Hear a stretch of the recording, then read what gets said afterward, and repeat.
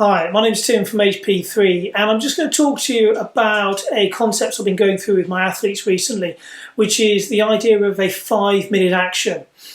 So a 5-minute action is something which is quite small, it's easy to do, easy to fit into your life, but with repetition those 5 minutes are going to add up over the course of a day, over the course of a week and months to being something really quite big. So these are little activities that are going to move you step by step closer to your goal, whatever that's going to be.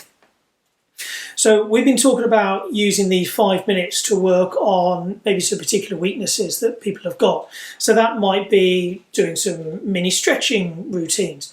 It might be working on some balance exercises or some little core exercises, things like that. Find out what you need to be focusing on and use these little 5-minute blocks to hit these areas multiple times. Strength and conditioning coaches call it greasing the groove. So you're doing this repeatedly over the course of the day, over the course of the week, and it's going to build up to being something really quite big and quite useful. So where do you find these 5 minutes in your day? It might be things like brushing your teeth morning and night.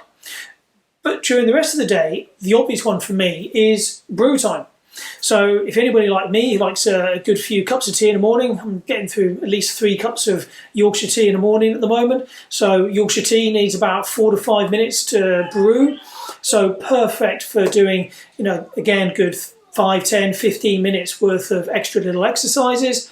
Or for me in the afternoon, it's coffee time. So ground up some fresh coffee, let it brew for 4 minutes, 5 minutes. And again, you've got an extra block of time to then do some exercises.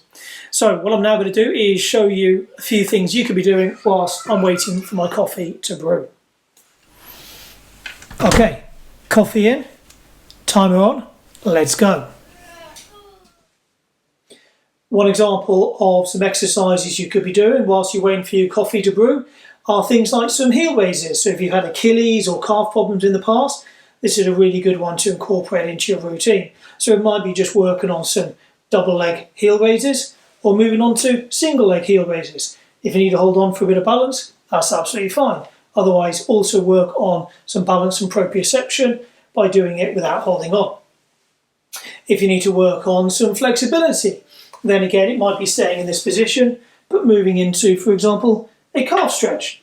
Or it might be spending some time working on some quad stretches, hamstring stretches.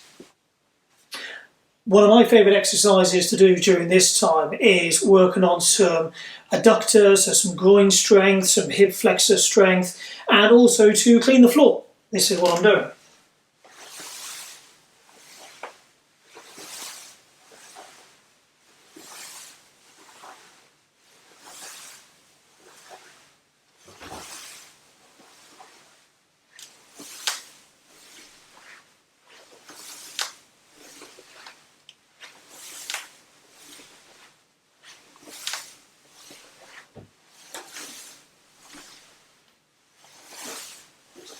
Anything that you need to be working on, find those areas of weakness or sort of areas that need further development, pick on those, build those into your program whilst you're waiting for your coffee or your tea to brew, and before you know it, by the end of the week, you'll have been doing tens, maybe even several hours worth of additional exercises without having to find that extra time in your diary for these all-important additional core conditioning, strength and conditioning type exercises. Okay, give it a go.